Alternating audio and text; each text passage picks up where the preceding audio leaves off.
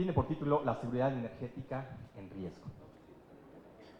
En junio de 2008, durante las más de 10 sesiones que se realizaron en la antigua sede del Senado de la República para debatir la entonces reforma energética propuesta por el gobierno de Felipe Calderón, uno de los principales expositores invitados por el PRD fue el economista y diplomático Jorge Eduardo Navarrete López, quien fue de los pocos que en ese entonces, en 2008 y en esa reforma, abordaron el tema de la seguridad energética. Él la definía como la capacidad de un país de satisfacer la demanda nacional de energía con suficiencia, oportunidad, sustentabilidad y precios adecuados en un periodo amplio de tiempo. Al menos en las últimas 3 décadas, las medidas adoptadas por los diferentes gobiernos han minado la seguridad energética del país. La dependencia extranjera de suministros, tecnologías e inversiones, aunado a la también dependencia de suministro de combustibles como la gasolina, el diésel y el gas, conllevan a un crecimiento limitado de la capacidad energética potencial que tiene México. Durante su participación en un foro sobre los 20 años de la firma del Tratado de Libre Comercio de América del Norte, que se celebró en Nueva York en 2014, el expresidente Ernesto Zedillo afirmó, cito, ni en mis más salvajes sueños hubiera esperado ver los cambios constitucionales aprobados por México. Se dijo sorprendido en particular por el alcance de la reforma energética, entonces recientemente aprobada, y la calificó como verdaderamente transformadora para la economía del país. Ya el doctor Miklos nos acaba de señalar las 3 reformas que a su juicio son las más relevantes, entre ellas la energética. Esta expresión de Zedillo ilustra el proyecto transformador neoliberal que tanto él como su antecesor Carlos Salinas comenzaron a impulsar en la última década del siglo pasado. Incluía un cambio radical de la industria energética de México, que pudo completarse hasta la reforma reciente de 2013-2014, y ahora estamos comenzando a ver los inicios del nuevo modelo. Haber renunciado expresamente al carácter estratégico que significa el control del petróleo y de los hidrocarburos a manos del Estado, como lo hizo esta reforma, representa una disminución en la soberanía nacional y un riesgo en la seguridad energética. En la pasada sesión de este seminario, el 31 de enero, se indicó, el senador Luis Sánchez en su participación indicó que la solicitud de México para unirse a la Agencia Internacional de Energía, la AIE, no fue casual. La decisión adoptada por el gobierno de Peña Nieto, dando un viraje a la política mexicana tras décadas de permanecer independientes de la OPEP y de la AIE, ocurrió tras la aprobación precisamente de la reforma energética, dando un paso más en el proceso de integración energética dependiente de los Estados Unidos. En realidad nos estamos adhiriendo a una política de seguridad nacional de Norteamérica, así se nos planteó, pero no es precisamente la seguridad energética del país. Dicha estrategia se ha calificado una y otra vez desde el PRD como errónea, por considerar que compromete su seguridad, vulnera la soberanía, y entonces nos preguntamos, ¿la seguridad energética de cuál país está garantizada? ¿De México o de Estados Unidos? Nuestro país se enfrenta a un contexto adverso con la caída de la producción petrolera y de la exportación de petróleo crudo. Nos ha dicho ya el doctor Miklos y tenemos datos al respecto de esta caída pronunciada desde 2004, donde se tuvo el mayor pico de producción. Y ahora estamos en una franca caída que, aunado a un cambio de la situación de nuestros principales socios comerciales, todavía Estados Unidos y Canadá, que dejaron esto de ser importadores de petróleo y gas natural, obligando a nuestro país a diversificar los mercados de colocación de las exportaciones mexicanas. Algo que se debió hacer con anticipación, con prospectiva, como decía el doctor Miklos, y no como ahora, por necesidad. En la actualidad, la dependencia externa y el alza en los precios de las gasolinas y el diésel es perfectamente representativo de lo que se advirtió en el debate parlamentario en esta Cámara, en la Cámara de Diputados, en 2013 y en 2014. Voy a referirme en particular, el senador Luis Sánchez ha sido uno de los más críticos con la elevación del precio de las gasolinas, con el adelantamiento de la liberalización de las gasolinas, del mercado de las gasolinas, y ha sido uno de los que participó en las discusiones sobre este tema, tanto en la comparecencia del secretario de Energía, Pedro Joaquín Caldwell, como aquí en el Senado. Las 6 refinerías que hay en nuestro país son propiedad de Pemex. La última fue construida en 1979. Operan muy lejos de su capacidad y no necesariamente es así por falta de mantenimiento, sino porque deliberadamente la dotación de crudo que se les suministra es insuficiente y la mayor parte del año operan a medio gas. Además de que, como lo dice el doctor Miklos, operan con, principalmente con crudo ligero, que es el que tenemos que importar. Las refinerías mexicanas podrían ser más grandes, más eficientes, pero desde los años 90 se decidió reducir la inversión destinada a la petroquímica y a la refinación, 2 áreas en las que Pemex tenía un buen desempeño, pero se privilegió su declinación para inducir la necesidad de la participación privada. Ahora tenemos una baja producción de gasolinas nacionales y dependemos de la importación. Esta situación tiene en jaque a las finanzas públicas del gobierno, al carecer del control sobre 2 elementos esenciales: los precios internacionales de las gasolinas y la cotización del dólar.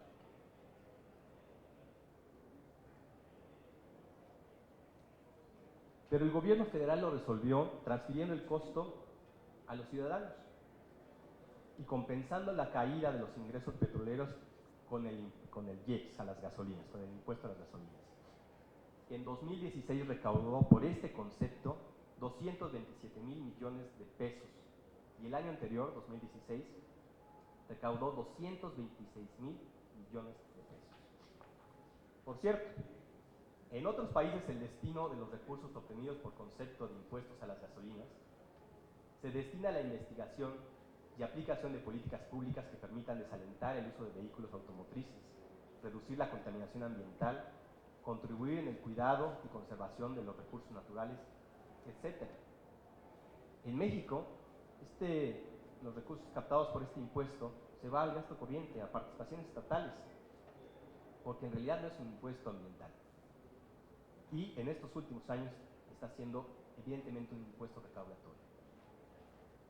Los mismos anuncios, los spots del gobierno federal dan cuenta del grado de dependencia extranjera que vivimos. En los spots se reconoce que más de la mitad del consumo nacional de gasolinas es vía la importación.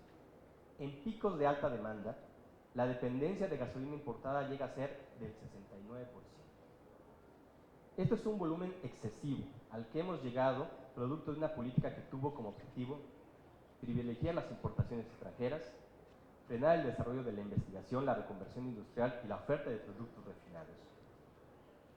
Pero en términos de la seguridad energética, no se debe privilegiar únicamente el suministro, porque dejaría de lado elementos indispensables como son la racionalidad y la sustentabilidad del consumo. En poco más de una década, México pasó del 8º al 4º lugar como consumidor global de gasolinas. Crece a un ritmo del 6% anual. Ya sea medido con relación al parque vehicular nacional o medido en forma per cápita, nuestro país consume mucho más que otros países como Alemania, Chile y Brasil. No deberíamos enfocarnos únicamente en solventar la creciente demanda de gasolinas en el país, sino también en diseñar políticas públicas eficaces que combatan el consumo irracional de ellas y patrocinar investigaciones propias que ofrezcan alternativas viables de acuerdo a nuestra condición y realidad como país. Pero incluso en términos de suministro de las gasolinas en México, en este tema también somos vulnerables. Como les decía hace un momento, el senador Luis Sánchez asistió en enero de este año a la comparecencia del secretario de Energía, Pedro Joaquín Caldwell, donde este aseveró que la capacidad de almacenamiento de gasolinas está en crisis ya que los inventarios indican que existe reserva para dos o tres días de consumo nacional. El estándar internacional de reservas en los países avanzados es de 90 días. Hoy en la mañana venía escuchando que en esta liberalización que se adelantó, pero que se concretará en el siguiente año, en 2018, no estamos teniendo la capacidad más que de elevar de esos 3 días a 6 o 9 días en los próximos 2 años. Sí se cumplen todas las previsiones que está tomando el gobierno federal. No obstante que esta situación, el gobierno federal consideró que la estructura del mercado interno permitía adelantar un año la liberalización de las gasolinas y la entrega de permisos para importarlas, almacenarlas, transportarlas y venderlas. Pero la realidad es que todo eso que hace todavía Pemex deberá compartirlo con el capital privado, ya que ahora resulta una empresa hegemónica y deberá ceder contratos. Del mismo modo que en el mercado de gas natural ya se le ha impuesto a Pemex por parte de la Comisión Reguladora de Energía la obligación de desprenderse del 70% del mercado en un plazo de 4 años. La iniciativa privada pagará las inversiones hechas por Pemex con anterioridad en el mercado de gas natural o en el mercado de las gasolinas. La respuesta es no. En el caso del gas natural, importarlo desde Estados Unidos para cubrir la alta demanda nacional no supone garantizar la seguridad energética de México. Por el contrario, muestra su alto grado de dependencia y vulnerabilidad ante una eventualidad externa que obliga a cerrar el suministro desde el norte, desde nuestros vecinos del norte. Nos decía el doctor Miklos la construcción de estos gasoductos en Canadá y Estados Unidos, pero también en el norte de nuestro país se están construyendo, precisamente para tejer una red de suministro, pero de esa dependemos, esencialmente. En suma, desde el PRD, beneficiar la entrada de capital privado no supone necesariamente el fortalecimiento de la seguridad energética del país. Parece más bien que lo que se busca es garantizar la seguridad energética al servicio del mercado, manteniendo la dependencia de México en este sector. Por eso se ha dicho en el PRD que en efecto la privatización de Pemex y CFE no fue necesaria. Basta con reducir a estas empresas a su mínima expresión. Y ese es el daño que se está haciendo ya, que se encubre y se proyecta como un futuro promisorio, como lo dice el plan de negocios presentado a finales del año pasado por el director de Pemex, o con las cifras que nos alienta el director de CFE, de que por fin han vuelto a números negros, han dejado los números rojos, y que el futuro es promisorio. Pero también refiriéndome a un detalle que resaltó el doctor Miklos con la entrada de la inversión privada en las ventas de las gasolinas, hay un detalle muy curioso de la empresa Texaco y su representación en México. Esta empresa, que esencialmente tiene su cobertura en el sur-sureste del país, y es la región que va a liberalizarse al final, está evaluando de sus 150 gasolineras que tiene actualmente, a cuáles les va a poner la marca Texaco y a cuáles no, a cuáles les va a dejar la marca Pemex. O sea, cuáles son más rentables y cuáles son las que no van a tener ese cambio. Y pensemos que esto conlleva otra carga, una carga negativa. Parecía entonces que lo que lleve la marca Pemex va a ser de segunda, que va a ser algo que no tiene la misma relevancia e importancia que las marcas privadas. Es un efecto de la visión que se tiene de que solo con el capital privado se podrá fortalecer el sector energético. Y ese debate y esa visión imperó y ahora se materializa en la reforma constitucional, en las leyes secundarias, en las licitaciones, en la reducción de mercados para CFE y para Pemex. Y eso constituye en su conjunto el verdadero riesgo de la seguridad energética de México en lo inmediato y en el futuro de largo plazo. Por eso esta visión que nos ha planteado el doctor Mitros también es muy importante, porque la perspectiva que no se ha puesto al servicio de nuestro país, sino al servicio de una visión geoestratégica liderada por nuestro socio comercial en Estados Unidos, nos coloca en una vulnerabilidad que puede llegar a ser extrema, que puede llegar en alguna circunstancia, pensemos, de índole terrorista, en alguno de estos gasoductos que se están construyendo y que alimentarían, conectarían a Canadá, Estados Unidos y a México. Simplemente un evento así nos coloca en la total vulnerabilidad. No tendríamos la forma de suministrar el gas,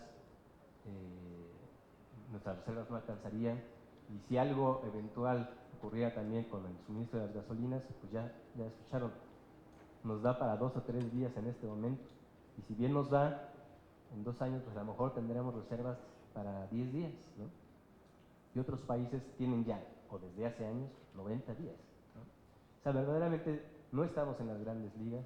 Algún día lo estuvimos, algún día tuvimos un instituto de petróleo que hacía investigación en este país, algún día tuvimos una producción y yacimientos muy grandes, pero que había la certeza de que su tiempo de vida era un plazo estimado. Necesitábamos invertir más y no se ha hecho. Y estamos pagando los costos. Y parece que lo único que nos queda, según el gobierno federal, es llamar a los inversionistas privados que nos rescaten y ir dejando sin privatizar a Pemex, ir dejando a CFE sin privatizarlo, ahí como marcas de segunda, ¿no? Eso es todo. Muchas gracias.